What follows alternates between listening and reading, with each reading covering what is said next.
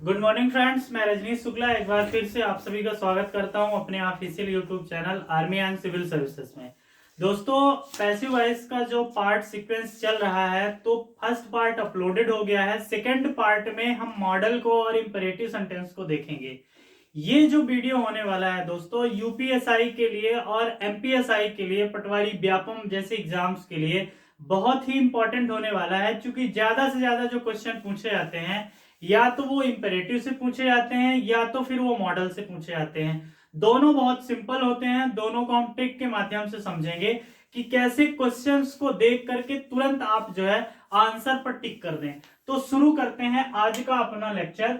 जो हमारा passive voice ये शुरू हो रहा है वो मॉडल ऑक्सिलरी वर्ब से शुरू हो रहा है। एमडी हेल्पिंग वर्ब या मॉडल हेल्पिंग वर्ब या मॉडल ऑक्सिलरी वर्ब इनको कहते हैं। इनकी हम पैसिव वॉइस कैसे बनाएं, बहुत सिंपल है, बहुत सरल तरीके में मैं बताऊंगा। तो इसका जो एक्टिव होता है, पहले तो ये समझिए कि मॉडल कहते किसे हैं, ठीक है ना। मॉडल है क्या? तो मॉडल की नंबर जो होती है वो 12 होती है, ठीक है। मॉडल की नंबर कितनी होती है? 12 होती है। जैसे can, may, might, should, would, could, need, ought to, used to, ये सभी जो है मॉडल कहलाते हैं, ठीक है। अब सवाल ये उठता है कि इनको मॉडल क्यों कहते हैं। मॉडल क्या टीवी में आने वाले मॉडल्स या कि मार्केट में बिकने वाले मॉडल्स? तो ये मॉडल्स क्या होता है? देखो, मॉडल की हिंदी जो होती है वो होती है वृत्तवाचक क्रियाएं। वृत्तवाचक क्रियाएं, ठीक है, ये समझिए। अब वृत्तवाचक क्रियाएं क्या होती हैं? जो नंबर पर्सन के आधार पर ना चेंज हो, है ना, जो ना बदले, उसे हम क्या बोलते हैं? मॉडल हेल्पिंग वर्ब बोलते हैं। जैसे फॉर एग्जांपल के लिए आई है, ही है, यू है, दे है। तो अगर हम बाकी हेल्पिंग वर्ब लगाएंगे ना, तो आई के साथ हमें एम लगाना होगा, ही के साथ इज लगाना होगा, यू के साथ आर लगाना होगा, दे के साथ आर लगाना होगा। लेकिन अगर मॉडल लगा रहे हैं तो सभी के साथ अपने को क्या लगाना है? कैन लगाना है। इसमें सिंगुलर प्लूरल का कोई इशू नहीं है, सबके साथ क्या लगाना है? कैन लगाना है। तो इसके इसी गुण के कारण जो नंबर के आधार पर, पर्सन के आधार पर नहीं चेंज होती ना, इसी के आधार पर इसको इंग्लिश में मॉडल हेल्पिंग वर्ब बोलते हैं, हिंदी में वृत्तवाचक क्रियाएं बोलते हैं, ठीक है। तो आते हैं अपने मूल टॉपिक पर कि इनका एक्टिव और पैसिव हम कैसे बदलेंगे, ठीक है। तो इनका एक्टिव और पैसिव बदलने के लिए क्या होता है कि अपन क्या करते हैं कि केवल और केवल अपने को बी ऐड करना होता है। बहुत सिंपल है, क्या ऐड करना होता है? बी ऐड करना होता है, और कुछ भी ऐड करने की जरूरत नहीं है। अगर आपने पहला पार्ट, आपने फर्स्ट पार्ट हमारा देखा है तो आप समझ जाएंगे कि कैसे बी को ऐड करना है। अभी मैं एक डायरेक्ट एग्जांपल देके करवाऊंगा, सब कुछ बन जाएगा, मेरी गारंटी है। तो जो अपन उसके साथ करते हैं, बी के साथ करते हैं, तो एग्जांपल देख लेते हैं कि कैसे उसको सॉल्व करते हैं। जैसे देख लेते हैं, इसका फार्मूला अगर आपको देखना है तो फार्मूला इसका होगा सबसे पहले सब्जेक्ट, फिर इसके बाद क्या होगा? MD, MD for models, okay. इसके बाद वर्ब की फर्स्ट फॉर्म, इसके बाद ऑब्जेक्ट। तो जो पैसिव बनाओगे तो क्या? ऑब्जेक्ट हो जाएगा, क्योंकि मैंने फर्स्ट पार्ट में बताया कि सब्जेक्ट के स्थान पे ऑब्जेक्ट का यूज करना है, तो ऑब्जेक्ट, फिर क्या हो जाएगा? एमडी, मॉडल हो जाएगी। पैसिव वॉइस जब बनाएंगे तो क्या करेंगे? बी ऐड कर देंगे। पैसिव वॉइस में मैंने फर्स्ट फॉर्म में बताया था, फर्स्ट पार्ट में, कि वर्ब की हमेशा थर्ड फॉर्म ही यूज करना है, तो थर्ड फॉर्म यूज कर दिए, और ये हो गई बाई, और ये हो जाएगा सब्जेक्ट। जैसे मान लीजिए एग्जांपल के लिए दिया हुआ है आई कैन डू इट। अब इसकी पैसिव वॉइस बनाना है तो इट इधर आ जाएगा, इट कैन। अब कैन के बाद क्या कर देना है? बी यूज कर देना है, बस। इट कैन बी, और डू का क्या हो जाएगा? Done by me. दूसरा एग्जांपल देखें, see should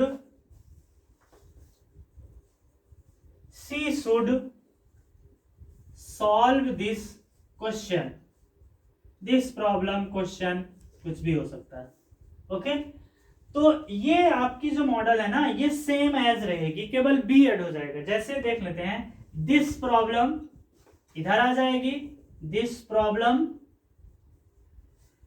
problem should be solve का थर्ड फॉर्म क्या हो जाएगा, सॉल्व बाय हर।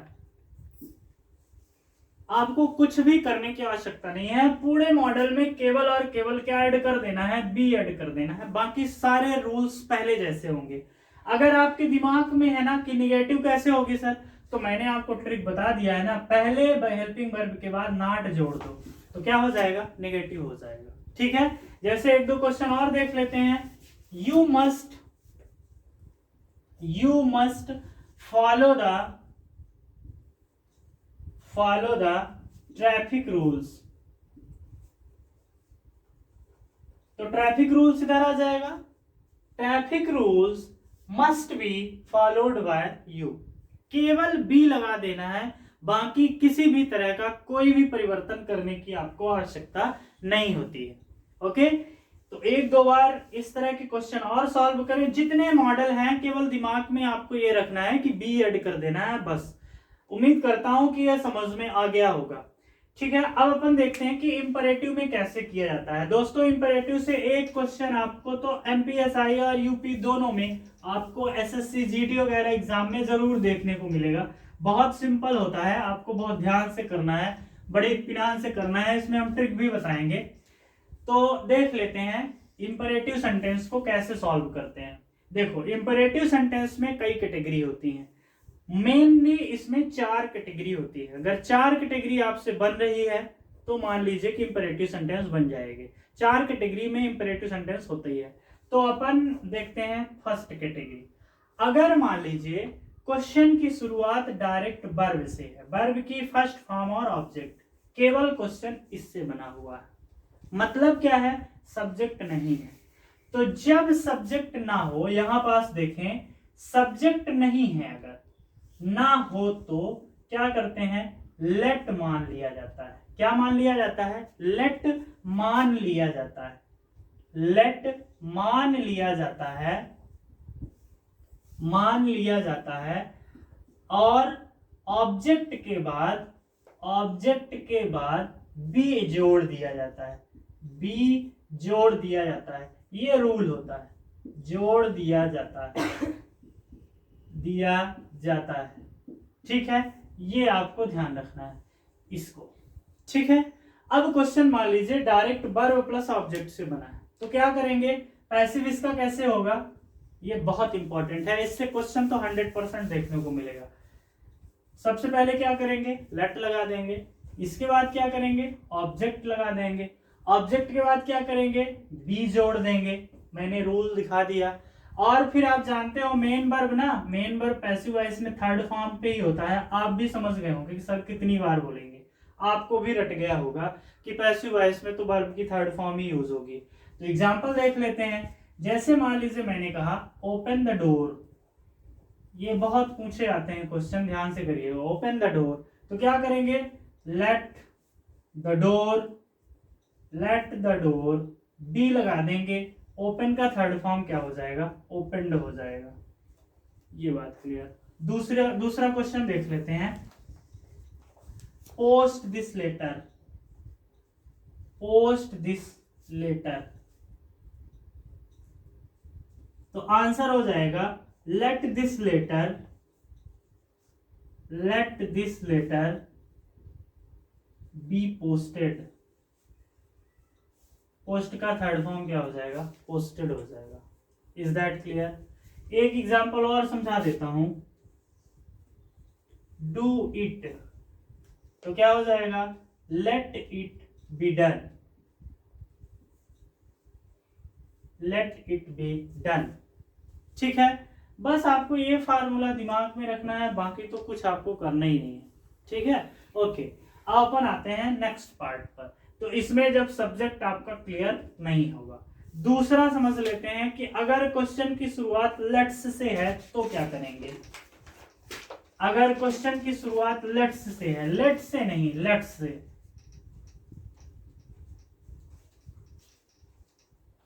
अगर क्वेश्चन की शुरुआत लेट्स से है तो इसकी वैल्यू आपको पता होनी चाहिए। देखो लेट्स है ना, लेट्स की वैल्यू होती है इट इज, इसको नोट जरूर करें, it is suggested that we should इतनी बड़ी इसकी वैल्यू होती है। जैसे पाई का मान 22/7 होता है, it is suggested that we should, इसकी ये वैल्यू होती है। अब देखो कुछ नहीं करना है, कुछ नहीं करना होता, लेट के स्थान पे ये वैल्यू लिखने के बाद बचा हुआ सेंटेंस सेम है लिख दिया जाता है, उतार दिया जाता है, छाप दिया जाता है। जैसे देखो let's play cricket, let's play cricket, ठीक है। लेट्स की वैल्यू क्या है, ये है, तो लेट्स के स्थान पर लिख दोगे it is suggested that we should, अब वी शुड के बाद क्या करोगे, ये उतार दोगे, मतलब लेट्स के स्थान पर ये वैल्यू और फिर इतना सेंटेंस सेम है उतार देना है, कुछ नहीं करना है आपको, ठीक है ना। आई बात समझ में, ठीक है। लेट्स की आपको वैल्यू याद होना चाहिए। लेट्स के स्थान पर जैसे है ना, देखो पाई आ गया, पाई बराबर मान लो x+2 है, ओके, तो पाई की वैल्यू रख देना है, उसी तरह लेट्स की वैल्यू रख देना है बस, ठीक है, ओके। अब अपन आते हैं नेक्स्ट पार्ट पर। नेक्स्ट पार्ट जो है, अगर मान लीजिए प्लीज या काइंडली का यूज किया गया है, ठीक है, प्लीज या काइंडली का यूज किया गया है, एकदम ट्रिकी अप्रोच है, आपसे एकदम क्लियर हो जाएगा। प्लीज या काइंडली का यूज किया गया है तो अपन क्या करेंगे, तो प्लीज या काइंडली को अपन क्या करते हैं, यू आर रिक्वेस्टेड टू में बदल देते हैं, यू आर रिक्वेस्टेड टू में बदल देते हैं, रिक्वेस्टेड टू में बदल देते हैं, बाकी सेंटेंस लिख देते हैं सेम एज, ठीक है ना, सेम एज सेंटेंस उतार देते हैं। जैसे please help me, please help me, तो क्या हो जाएगा, you are requested to help me. Same condition kindly के साथ भी होगी, प्लीज के स्थान पे अगर काइंडली भी लिखा होता तब भी यही आंसर होगा। दोस्तों ये रहा आज का हमारा सेकेंड पार्ट का वीडियो, जिसमें हमने मॉडल और इंपेरेटिव सेंटेंस को देखा है। चैनल को लाइक और सब्सक्राइब जरूर करें, क्योंकि इसमें आपको पूरा का पूरा सीरीज जो है एक फ्री ऑफ कास्ट, एक क्रम वाइज रेगुलर बेस पे मिलेगा। थैंक यू दोस्तों, मिलते हैं नेक्स्ट वीडियो पर, धन्यवाद।